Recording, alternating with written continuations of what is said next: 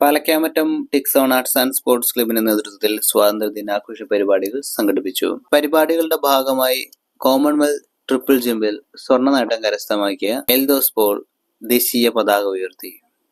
പാലക്കാമറ്റം സ്വദേശി എൽദോസ് പോൾ സ്വാതന്ത്ര്യദിന സന്ദേശത്തിൽ വയനാട് ദുരിതബാധിതരെയും സ്വാതന്ത്ര്യത്തിനായി പ്രവർത്തിച്ചവരെയും സ്മരിച്ചു.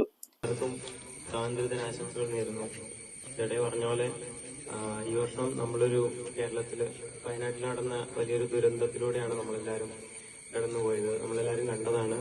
സോ അവിടെ ഉള്ളവർക്ക് നമ്മളുടെ ഒരു അവരെ ഓർക്കുന്ന ഈ സമയത്ത് ചരിത്രം മറക്കരുത്.